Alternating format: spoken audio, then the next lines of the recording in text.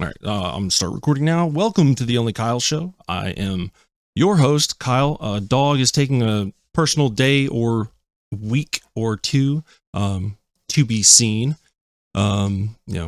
Just wish him well. And yeah, I have with me gaming friend of mine, goes by Riotbang. Met playing New World, which is a great MMO brought to you by Amazon, who happens to own Twitch, and which I am affiliate of.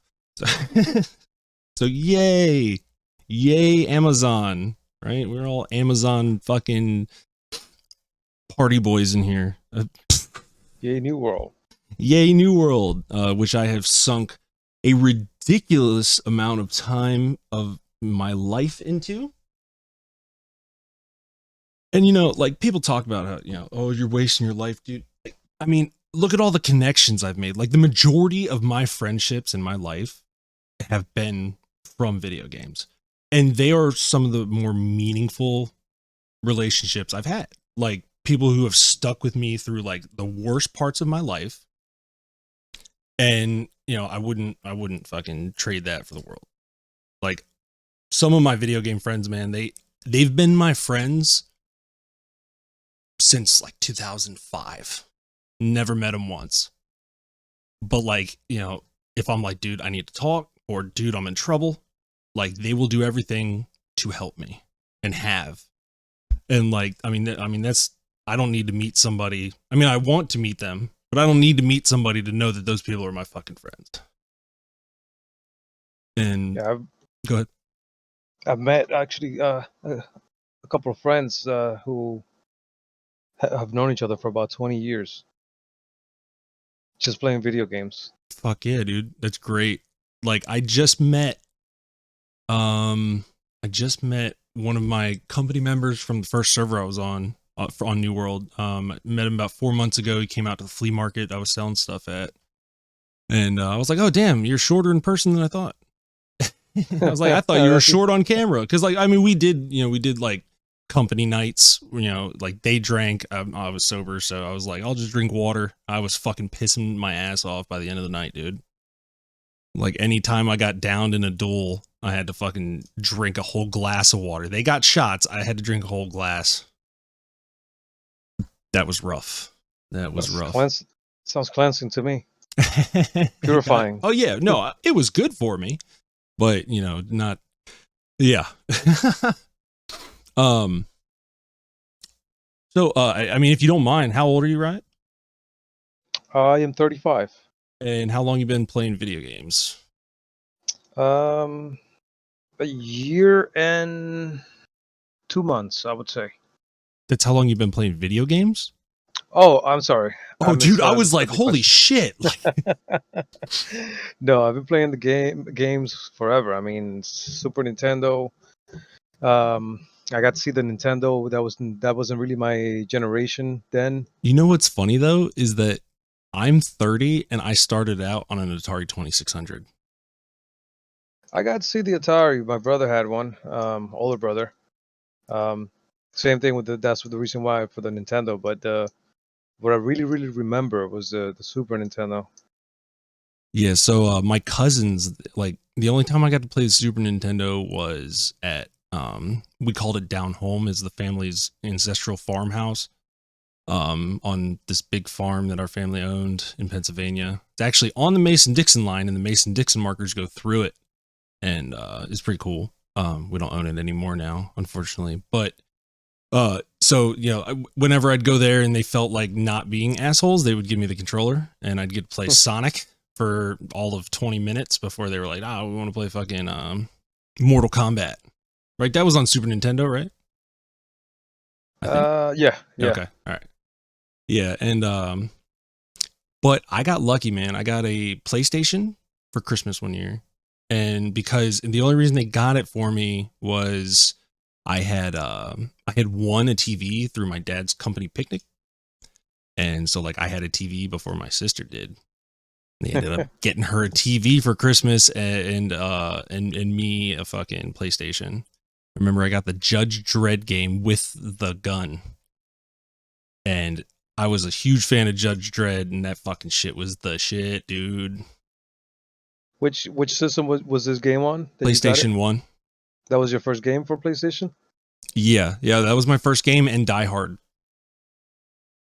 Die Hard was also the shit. I need to fucking play that on an emulator because it was really hard for me at that age. Same with Crusaders of Might and Magic. That was insanely hard. So I got Dave Mirra's BMX, and I fucking played that endlessly for years. That was actually a game that it stayed up there amongst one of the most played for a while. Yeah, well, just because of the soundtrack. Like I literally pulled the soundtrack up yesterday and saved it to my fucking my Spotify list because I was like, dude, it was the perfect combination. Like I don't care what people say about Tony Hawk, it was just the perfect combination of music of the time for a game like Dave Mirra's BMX. Like I could just fucking play through that shit just mindlessly and listen to that fucking soundtrack. I fucking love it. It actually got me into the majority of the music that I'm into. Fuck, why did it log me out? Yeah, like fucking Sublime and what else? Like, hold on, I gotta fucking look what was on there. Dave Mirra's BMX, Sublime, Cypress Hill, Rancid, Social Distortion, Deftones, Pennywise, Dropkick Murphys, Swingin' Utters, Rage Against the Machine, Ozzy, Sum 41, The Cult. I guess I kind of get fucking some of the soundtracks mixed in my head because I know that like between Tony Hawk and Dave Mirra. Because like I'm looking at these and I'm like, yeah, I don't even like I know the songs by heart, but Tony Hawk. Those were quite a few. Yeah. Now I can't believe I those remember. fit on a disc. Well, look where we are now. Yeah, I know, right? I could fucking put the entire PlayStation library ever to exist on a flash drive. It's incredible. Yeah. On a fucking thumb drive, dude. Since we were talking about first games on PlayStation, I just gotta mention my first two games, because I believe it came with it, or maybe one came with it and the other one was purchased, was Tomb Raider and Ooh. Crash Bandicoot. Crash Bandicoot. See, we were kind of poor, so like at that time. And so the only new games I got were at Christmas or my birthday. So like I kind of love that happened to me because it made video games mean so much more to me because I fucking played the ones that I had to death, and then I just looked forward to Christmas or my birthday, and my Christmas and my birthday almost 6 months apart. So it was like I just can't wait. Finally get a new game. Like it's gonna be one of these like 5 that I told my parents, and No, it was the same for me too, man.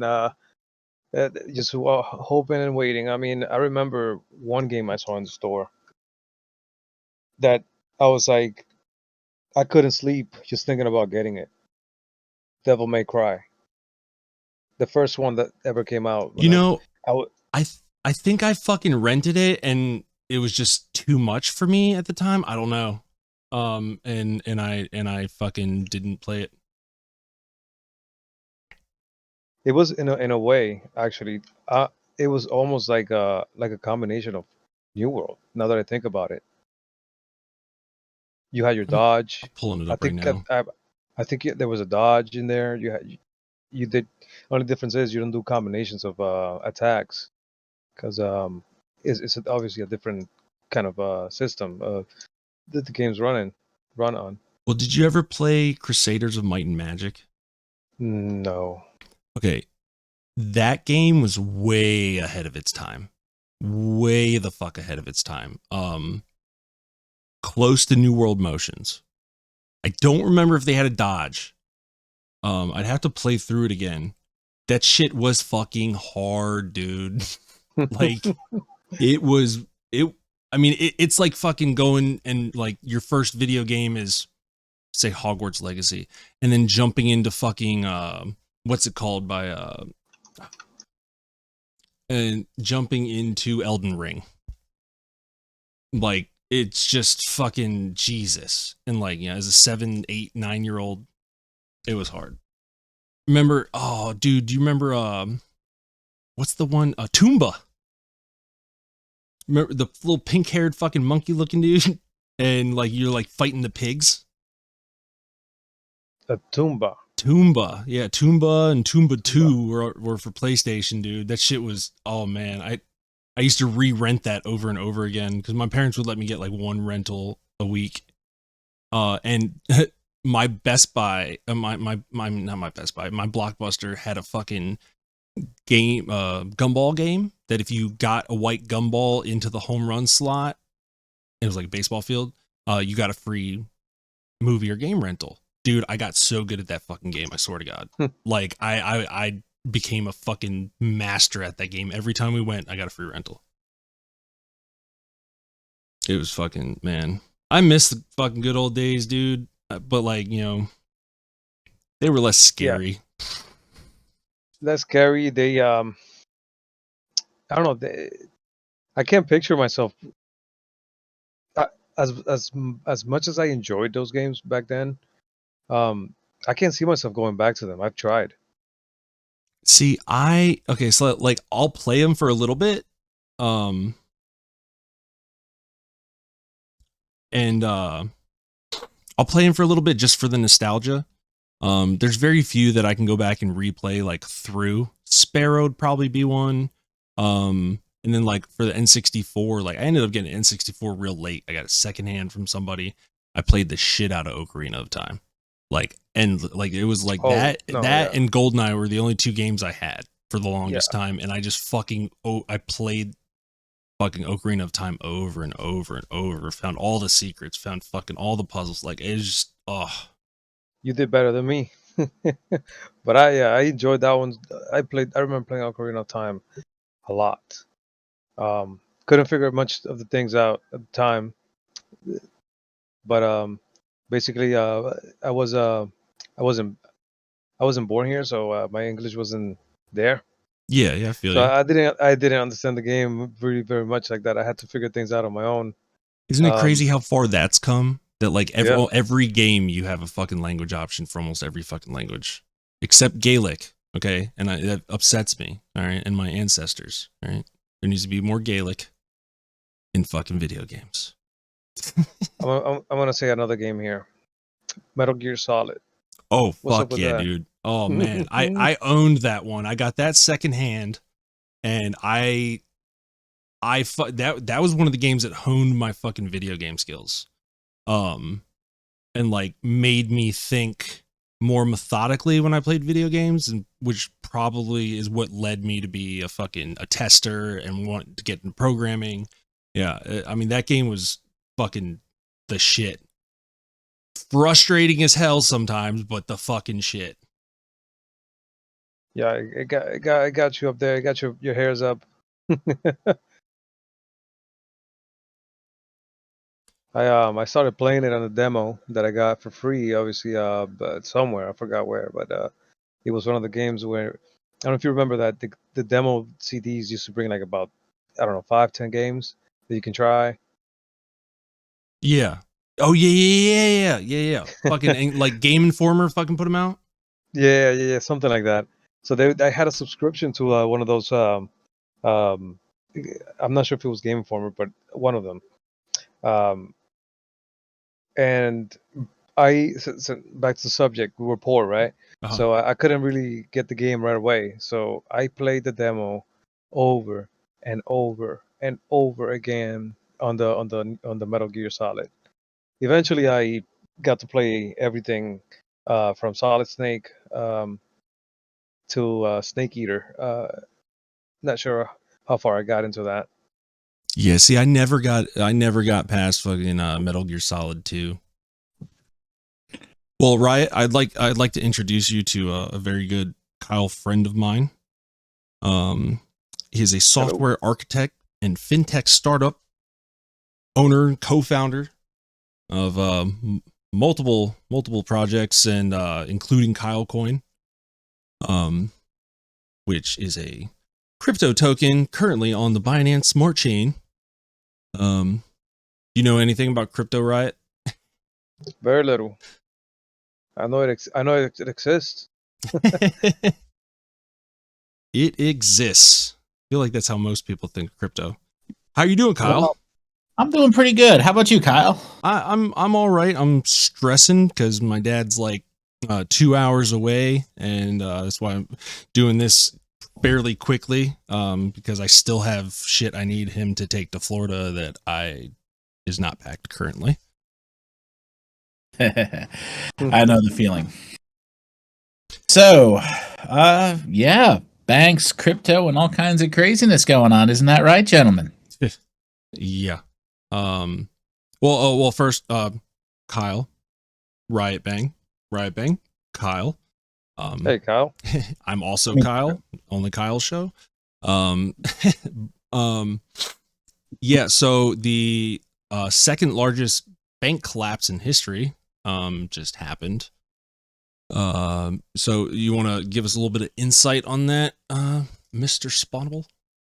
Well, I think I can definitely help a little bit. I have been a senior systems engineer for a very large bank, as well as in the fintech industry in various capacities for a very long portion of my career. So this isn't exactly old news. So let's first get an idea of how it's supposed to work. Is everyone familiar with the term leverage or leveraged? I mean, I am. Riot, how about you? Not really. Okay. I mean, I know what leverage is, but I'm assuming we're talking about bank stuff, finance. So basically, the way a bank makes money is it takes out loans, investments, which it then returns to the shareholders in terms of interest. They're supposed to keep a certain amount of their holdings on hand. However, we'll get into how little that is in a little bit. And then that's supposed to cover the day-to-day deposits while they lend out the rest and make everybody money. Seems like a pretty solid system in general, right? Right. Well, guess what happened? Apparently, and I am not going to comment specifically on either of those two financial institutions because, frankly, the dust is still settling and I do not want to be throwing stones when I'm not sure what I'm going to hit when I throw them, if that makes real sense. quick, what was the second one? I know SVB, There was SVP and there was reportedly massive issues with Wells Fargo. However, I have no confirmation and I do not know anything even enough to say if it was a software glitch and an untimely coincidence or if it was just SVB. I'm going to ask our friendly AI Bing. I would, and I really don't know that it is prudent, considering what they are, to be parroting things that may or may not be true because, frankly, we don't know really what's happened yet. Yeah. And I don't want to be a part of causing more panic and causing more stress when it simply does, if it's not true. Yeah, I do, though. I just wanted Rome to collapse. Well, that may be, but there are a lot of people's lives who are tied to that. And I know, I do, and I don't. Like, you know me. Like, I have my beliefs, but like, it would fucking put so many people in fucking dire straits. I mean, even me. I mean, right now, it's as a fintech professional, I do believe I have a certain duty of care that requires me to not comment publicly until I have more information. But I can give you an idea of how the financial system works, and I can educate you guys as to what the issues are. So as the facts unfold, which I have no doubt they will, you will be equipped to understand the situation and act in your best interests. Because frankly, we don't know what's going on right now. So acting is premature. So and they're pegging SVB almost entirely on crypto. That could be. There's a lot of crypto banking in Silicon Valley right now, and there could be some issues with that. They could have made some very bad loans or very bad investments in projects of questionable standing. I'm going to point with Kyle Coin and any of the others. We have not taken any outside. We don't even call them investments. They are not. We don't have venture capitalists. We are an entirely bootstrap project, as are all of my projects. So I can speak authoritatively and as someone who is not air quote part of the problem. Yeah. Essentially, as I was saying, the bank loans out money to different projects and then is supposed to retain a reserve requirement. Well, when the bank fails to meet its obligations, it's insured by the FDIC. So SVB basically was unable to meet its reserve requirements. Now, does anyone want to hazard a guess as to what the reserve requirement for a bank is? 10%. No. What? 8. Jesus. So that means for every $100, you need to have about 8 to 10%. It varies between 8 and 10%, depending on standing. They only have 8 of your dollars in their accounts held at any one time. So there's definitely a lot of risk to be had in the financial system. I mean, I've always, as a crypto enthusiast, developer, innovator, I've always found it entertaining when people say that crypto is too high a risk, when in reality, our financial system is predicated on not much better of a foundation, an 8% capitalization rate for major banks, And go ahead. Backed by essentially an unlimited money press. I mean, they like to throw stones at crypto, but most of our projects, barring a few, are not unlimited. They have a finite amount of tokens in circulation, and that's it. I mean, arguably, that puts it on. I mean, it's a deflationary currency as opposed to one that can just be created out of fucking nowhere at will. Yeah, at will, via fucking the power of government, and not even government. I mean, the Fed Reserve is a quasi-governmental authority. Yes. Yep. But anyway, so what likely happened is there was some sort of financial issue with the banks, and particularly this SVB, and that has caused a chain reaction with its account holders. Now, this is particularly alarming because a lot of the Silicon Valley startups, which are huge revenue streams and huge portions of our innovation sector, are based there. So even projects that are otherwise solid are currently have issues. Could you imagine if, like, say, Google or Facebook's American holdings fucking like almost entirely got wrapped up into this? Speaking from experience in dealing with private matters, another private clients and so on and so forth, I can say a lot of large companies actually operate what's called a private banking institution, usually in the Bahamas. Yeah. I would be very much surprised if Facebook and Twitter, Google, and the like didn't at least have the majority of their holdings in their own personal bank. Yeah, I'm fairly certain they do, actually. Yeah, I mean, at least those two. But I was saying, just like, just imagine. I would be shocked. But then again, some of the larger, angel startups, I could absolutely see being massively affected to the tune of billions of dollars, depending on, obviously who, what, where, when. And that is, I want to, again, give kind of a disclaimer that is purely speculative, as there hasn't been any solid information released at this time. So I am absolutely happy to review and comment as the situation develops. I do want to mention this. This is just what the AI brought up. So, of course they did, but Wells Fargo maintained a positive outlook on SVB Financial before its failure, giving it an overweight rating and a price target of $300 per share on March 9th. So, my feeling with that is that Wells Fargo knew shit was about to hit the fan. And this isn't you saying this. This is just me, and it's just all conjecture, right?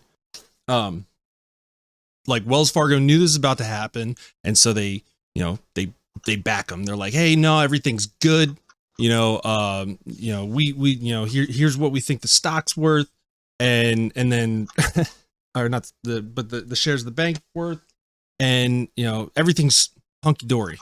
And then this comes out, and it's the same market banking manipulation that goes on every decade, and it's just slowly and now faster and faster draining the wealth of everyone else that isn't in this little party.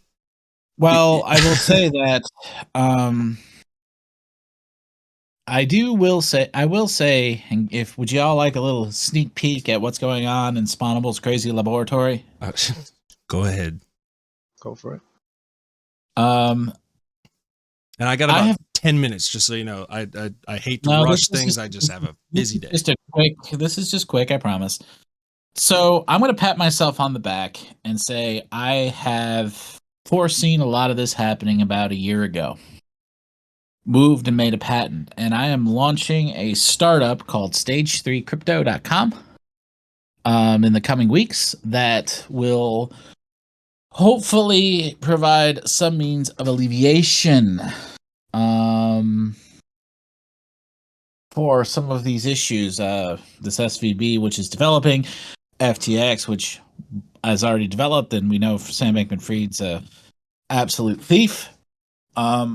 We are launching a product that is designed to empower the individual to take over their financial lives.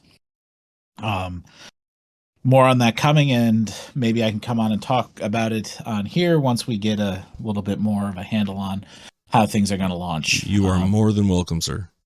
Just ask. But so I will tell you, these guys are absolute. There are people working to solve this. Not just in my project, but in others. You definitely, for people out there wondering what I should do, consider holding other forms of assets, commodities, precious metals, crypto, that are more liquid than stocks and have intrinsic value. Really and truly diversify. And remember that money in the bank isn't exactly safe. Never has been. It's just the illusion of safety that keeps it safe. Yeah. What do you call them? What do you call them before the baby boomers? The people who survived the Great Depression. The greatest. Okay. Yeah. I mean, they're right in so many ways. Like, they didn't trust banks. Unfortunately, a lot of them still like held on to cash, but what year was it that like the U.S. government was like, you can't own gold? I don't remember off the top of my head, and I should. I think it was right before the collapse, like before the Great Depression. Essentially, private ownership of commodities of any type, commodities, necessary needs. That is what essentially allows for decentralization, and decentralization is security. At the end of the day, and we've gotten away from that. But like I said, there's all kinds of cool things coming, and there are people out there working to make this world again a better place. I would encourage anyone listening to do a lot of your own research. You can absolutely feel free to, to message the show's co-host if you have questions and you want me to come back on and answer them. I'm more than happy to. But I really do encourage people to get out there and understand and become financially literate and take charge of your financial future. Yes. And hopefully soon in the future, you will be able to go to kyle.financial for tips and guides and things of such nature. I mean, that's. Is that an invite basically telling me you want me to write your financial blog for you, Miller? No. Like I want it. Most of the guys that are in our I was making chat. fun, Miller. I know. I was giving you a hard time. I know. You fucking bitch. I mean, to be fair, I wrote half of their playbook, so just saying. So it was FDR that outlawed goals through That executive actually order. sounds right. Yeah. Oh yeah, no, it sounds exactly right. I mean, I was thought so, but I didn't want to say something and be wrong.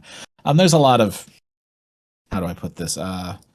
There is a lot of stuff going on with FDR and with the Fed that are questionable. But like I said, I don't really like coming on these things and complaining. I like coming on these things and coming up with solutions.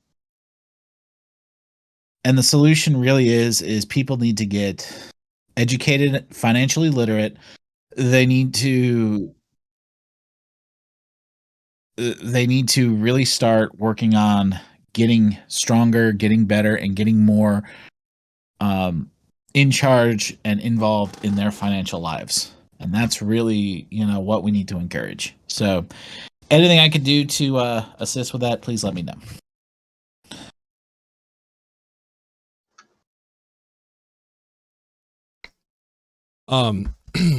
Sorry. I was trying to get my brother on here, and he was playing fucking Fortnite, and he's streaming. I guess you can stream from Xbox and PlayStation now. It's kind of cool. But with the chat, like with a lot of the other features. And you can have Discord chat open at the same time on the fucking on the console itself, which is game changer. But I was like typing in his chat. I was like, "Hey, come on the podcast. Let's talk about stories from our childhood." And he was ignoring the shit out of me or didn't see it. And he's like, "No, I didn't see anything." I'm like, "Yeah, okay." I was like, "I'm now doing the podcast. I gotta let you go, bud." But yeah. Anyway, so that's where we're at. So I hope the real estate market falls flat on its face, and then the dollar makes a little bit of a comeback, and then I get 2 houses for the price of 1. Well, I don't know if that's what's going to happen. I do know that, like I said, I'm bullish on hard commodities, and I'm bullish on bars of gold. Can't argue with a good old bar of gold. Yeah, these houses are already dropping 10 to 40,000 overnight with this news. Like I'm ecstatic. I just need the interest rate to go down, or through a private lender where they're not going to, not going to be that bad. Cause I mean, if I don't find a house that I love, I'm not, I'm going to flip my first house down there. And, I'm either going to flip it, or if it, is set up, like I have this one in mind. If I can get it, it's like 169. It's got a in-law suite in the back. Best advice I can give you on buying housing is to buy duplexes or triplexes, and then live in it for a year, rent it, live in it for a year, rent it, live in it for a year. And then you have 5 or 6 units and you don't have to worry about working again. Oh yeah. No, I know that. I mean, that's my plan, but I also, I gotta get my foot in the door down there. And, I was hoping my dad would be in a better position so that we could kind of invest in this together, because it's something that I know we could do. But he's been dealing with his house still isn't built. That was supposed to be finished 8 months ago. Yeah. There's a lot of I just built a data center down in Orlando. There's even just getting an electrician to put in a simple grounding lug was a job. Yeah.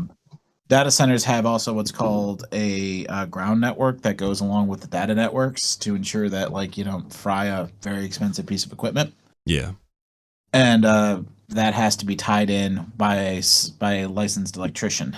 And I mean, even just getting literally it's a 15-minute job. Just getting somebody to do that was a freaking nightmare. So, I mean, that's Florida for you. And the other thing is they don't pay contractors as much down there as they should be getting. Yeah. Well, and they have stupid laws about out-of-state contractors, and they got to get this specific fucking licensing and shit. Like, dude, when the hurricane came, people were coming from other states to help, and they were charging they were charging contractors for doing tree removal service, even if they were insured, because they didn't have a Florida business license. Like, yeah, well, that's insanity, dude. So what you got to remember about Florida is they don't have a lot of taxes, so they pay tolls. That's their philosophy. We don't pay taxes, we pay tolls, and that's how they keep their infrastructure. And I would understand if they, if they were avoiding paying, income tax in Florida on that, on what they were doing. Like they should have a system set up to where, I can go to Florida to do work during an emergency, and I have to claim all of those earnings in Florida. Like, I mean, that's how taxes normally work. And then everybody's happy, and people are getting their homes fixed and trees are getting cut because there's not enough people in Florida under the age of 55 to go out there and cut trees and hang power lines. That's what I'm trying to tell you is they don't pay taxes in Florida, they pay tolls. Yeah. So essentially it's a lower total cost of living. Because essentially, like, you just literally pay a toll every time you get on the highway. That's the way it works down there. And that funds everything. Like, that funds the state. And business taxes are a toll. Like, they basically kind of toll your activities, but you don't pay income tax. You don't really have high sales tax. Like, it does balance out to be a lower total taxation state. But you kind of have to go with their system, if that makes sense. Yeah. Like, I can't really, like, a guy at a company I was doing some work for down there explained that to me, and it made, like, the whole thing seem different. So it essentially, because they have so many out-of-state visitors and so many other things stressing their infrastructure, that's the way they manage themselves, if that makes sense. Yeah. And, I don't necessarily have an issue with it, to be completely honest. I'll see. I'll see how I like it down there. I know that I know with my dad's business, they were already a pain in the ass, fucking licensing and certain. Oh no! Well, that's the thing is that's how they pay their dues. Yeah. I know. And I mean, like, I get it's air quote bad.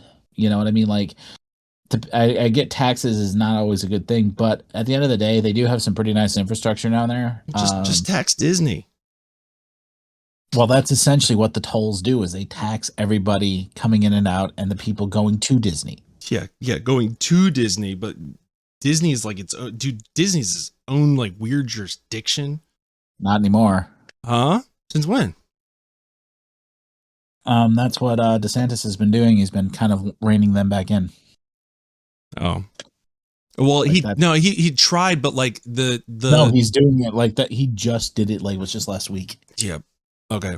But I'm saying, so, like, he's continually, like, they're gonna fight like, that. That's literally what DeSantis has been doing. Is he's been essentially trying to tax Disney. And I mean, it's actually, like I said, Florida's a very interesting market. It's actually kind of cool to be involved down there. Seeing all what's going on, it's definitely a weird place. But yeah, kind of like it. I mean, it really is. Florida is. It's Florida. I mean, there's a lot of stuff going on, a lot of money. There's a lot of money to be made. It's just you have to know how to make it. Yeah. I'm excited. Oh, I'm excited for you, man. It'll be good for you to get a new start. I'm really happy for you. Yeah. Come Monday, I will, not this Monday, the following Monday. I will 98% certain I will be released from probation for the first time since 2013. I will cry, bawl my eyes out in the fucking court. They will have to drag me out of there from relief. Like, from just so much stress, like, it just a whole bull on my shoulders for, basically since I was 12 years old.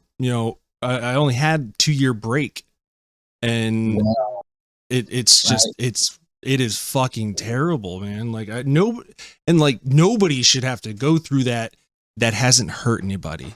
That's my thing. Like, you've heard me say this 1,000 times. Don't play stupid games. You won't win stupid prizes. I know, fucker.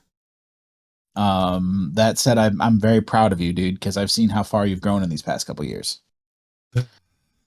I'm trying. So I want you to like tattoo that on your forearms, so every time you think about doing something stupid, you remember my favorite saying. Okay, I'll put it in Gaelic on my ribs.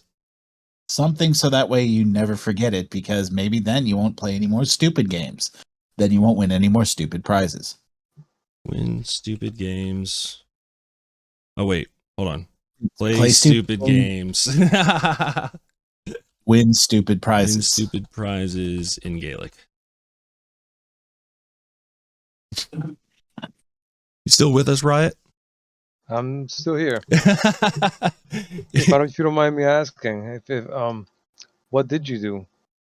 Or if it's personal, it's fine. No. I talk about it. I've talked about it on this podcast so much. When I was 12, I mixed pool chemicals in a bottle. And they called that a bomb. One blew up in my hand. I got acid burns and, blinded temporarily, but I lived like 500 yards from Quantico Marine Corps base. And this is not very long after 9/11. This is actually probably like a week after the shoe bomber, maybe. Oh no, maybe maybe like a year. Yeah, they heard chlorine gas, which is like, a chlorine gas spill is very deadly. And they sent every single fire truck from the region. They sent the FBI's bomb squad, the Quantico bomb squad. They sent the FBI. It just all got blown out of proportion. And I got kind of steamrolled by an overzealous prosecutor. And ever since then, like, that same prosecutor just kept, like, I would do little things, man, like, violate probation or something, and or like, and the law enforcement here just rough on kids. Like, I've never seen a community that is just so rough on kids being kids. Like, that just has not existed here my entire life. There's not like, you guys got into a fight. It's like, no, you're both going to juvie. And it's fucking nuts. But every single one of my charges ever has been, like, I've been the direct victim. Drug charges, damaging my own property, which in Virginia, they can charge you with, like, if you punch your car and break your own window in front of a cop, they can charge you with destruction of property because the Commonwealth owns your property. What? Yeah, like, it's nutty, dude. Like, the owner of property does not have to be the one that presses charges. And like, just, and almost every single one of my charges, every single one of my charges as an adult has been possession of Schedule 1 heroin, and my first charge as an adult was possession with intent to distribute. I was like at my wit's end. I was suicidal. I traded my heroin dealer my car for like 7 grams of heroin, and I was gonna have fun couple days and then off myself. I mean, that was the plan. Like, my whole life had fallen apart, and I just, things happened quicker than I wanted them to, and I got pushed out of a car at the hospital, and it's just because of the amount that I had, they said I intended to distribute it, even though I was unconscious. So I didn't intend to distribute anything. I intended to be high on heroin and fucking die, but like, and it's just, fuck ups here and there, probation violations. It's just dragged on. But found out that the prosecutor, the Commonwealth attorney, the last time I was supposed to get off probation, he threw those requests away from probation, and he did it again this time, but he fucked up this time because probation, like, was waiting for it because I told him it was going to happen. So they sent him certified copies of these release requests. And under Virginia law, it's supposed to go to the court directly, but he's been telling probation that they all go to him, which is against the law in Virginia. And he's been picking and choosing which ones he brings in front of the judge. So his office completely threw mine away. We have no record of it. I'm like, well, here you signed it. So you fucked up because you signed it that you received it and then you didn't file it and you threw it in the trash. And this is the second time I've gotten to this point, but I'm so happy I'm doing well and that I was prepared for it and been keeping all this documentation, recording all the phone calls, everything. Because I will be released, next week.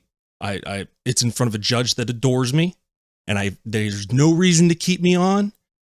And then I'm going to follow the advice that I was given by the director of the Department of Corrections, the Probation and Parole Division, which was, I need to go to the Attorney General as soon as that court case is over.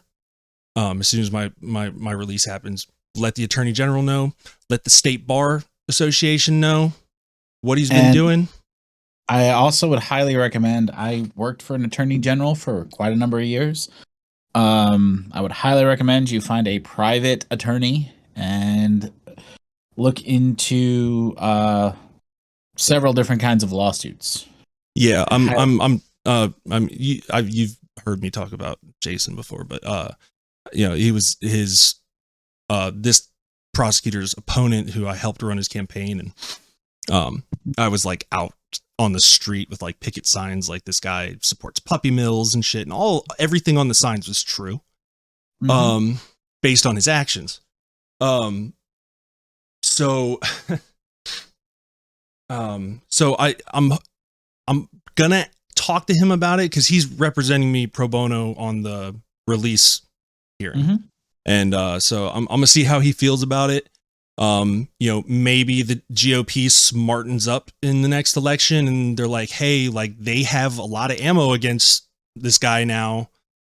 There's proof that he broke the law. Tangible proof. I mean, he already protected one of the largest scammers in this region's history that the FBI had to take down, and he claimed he was eating breakfast with that man every morning at his house that didn't exist because it was across the street from my apartment. He didn't know that. And it was an abandoned house because he didn't, in order to run for that office, you have to live in the county, and he didn't live in the county. He lived in the city below us. And so he just had his real estate friends say that he lived in this property. Well, like I said, you have a hell of a case there, man, and I really recommend you look into private. Yeah. Yeah. Because frankly, you could argue quite successfully that you're looking at you could literally be looking at a 7-figure settlement. And like I honestly like that would be nice, right? But I don't care about that. I just want things to change. I want that to never fucking happen to anyone else in this fucking state. Well, to be completely honest with you, and this is coming from someone who's been on all sides of these sorts of things. Those lawsuits are what makes change happen. Yeah. They end up, getting pushed all the way to the state Supreme Court, and they end up becoming case law. And it's no, I mean, it's not even case law. It also is what holds people to account. And like I said, I honestly believe you really need to talk to your attorney friend, and I really do think you need to strongly consider a civil claim against which jurisdiction was it? City, county? It's state? The county. Against the county and his employer for allowing this to happen. Yeah. And to be completely honest with you, you'd win. Flat out. There is no question if you have them and you have that evidence as well documented as you say you do. Yeah. And I have the probation officer who sent it that, I already have her recorded,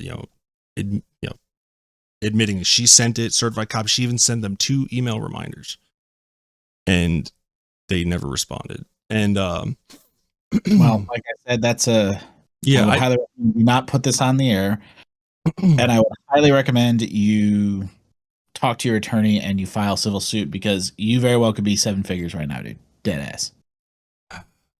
Yeah, we'll see. We'll see. Don't hat me. I know. No, we'll see. I don't want to get into it. I don't want to get into it much now, like you're saying. But okay. I gotta wrap this up. I know. And you're gonna look into it, because I'm gonna keep annoying you till you do. All right. As your friend. I greatly appreciate both of you coming. I was stressing because I hate doing these by myself. Normally I would switch to like a mental health episode. But my close friend Kyle Grimes Ward is like not doing well health wise, and that's who I was supposed to start doing frequent mental health episodes with. And I know you don't like him, but you could always do Kroos. No, Kroos and I just did an episode. Oh no, he's hardcore into the mental health stuff. Oh, I know. That's why has remained on that team. I mean, Kroos and I get along when it's needed. You could say the same about us sometimes, dude. Yeah, but I mean, I know you a lot better, and like you're not as manipulative sometimes. Like, I mean, I'm sorry, he's a very manipulative person. I do like him. I think that his heart is generally in the right place. It's just how he gets what he wants that gets kind of wonky. Like you're more brass tacks. You come off as an asshole, and but I know you well enough that I know like when you're just being a dick, and I know that when you're trying to help somebody by being yourself, which is being a dick. Hey, I'm from New York. Leave me alone. Yeah, I'm from fucking New York, man. We're walking here. Hey, you know what? I'm from the nicer part of New York. I'm going to put this into perspective. I'm a Republican from the nicer part of New York. So I'm about as nice of a New Yorker as you'll run into. Well, my family's from upstate, all right? The East Rochester Fireman's Carnival, department store, the Midway. Okay, we don't even count those people. They're just like our bastard redheaded stepchildren. Shit, it's the murder capital of fucking New York now. Outside of the city. Outside of New York City. Maybe. I don't know. Albany was pretty rough last year. It's been getting pretty bad. Dude, Albany's like ridiculous. I'm like, it's funny. I come down to where I am now and they call this place and they were talking about all the shootings. I'm like, how many did you have? 2 a day? No, in a year. I blame Canada. I hope Shenard hears it. I blame Canada 100% wholly and fully. The closer you get to that water, I don't know, something about it, man. They're poisoning it with fucking moose nuts or some shit. No, it's not the Canadians. They're just annoying. It's the freaking it's the downstate guys. It's New York City people. Yeah, I know. It's funny. It's the mob and the Bloods and the Crips and it's like, I mean, it's a good racket. It's just everybody down there walks around like they want to kill each other. Like they really do, and it kind of like rubs off. To survive, you have to kind of adopt a similar mentality, and it's not cool. All right. I have to end this now, or else I am not going to get shit done before my dad gets here, and he's going to be like, dude, your fucking apartment is trash. Okay, again, Riot, I greatly appreciate you trudging through your anxiety to hop on with me. I greatly appreciate it, because I just would have been an anxious mess talking to myself. Until he decided we'll to go through things sometimes. Yeah, man. I was out politicking. I apologize. I didn't really know you wanted me to do something. So, hey, you know what? Get civically involved. That's how you keep dickheads like that DA from being elected. Hey, I did. I tried that route. Okay, and you got to do more than one. Well, you know what sucks? The 1 year there was a viable Democrat to run against him, because the problem is that anybody good in this county that runs against him has to beat him in the Republican primary, and those are all his good old boys. And like, it's just, I'm like, dude, just Jason, just run Democrat, because you're running for a position that really shouldn't be politically motivated in the first place, because you're a prosecutor and you're going to prosecute whatever the law is. So like, just run as a Democrat, you will win. Like, I will tell you, kissing the Democrat ring comes with it some nasty side effects, man. I'll be honest, I like the majority of the local ones here. Just not the national, like the national representatives and shit. Like Abigail Spanberger. Ugh.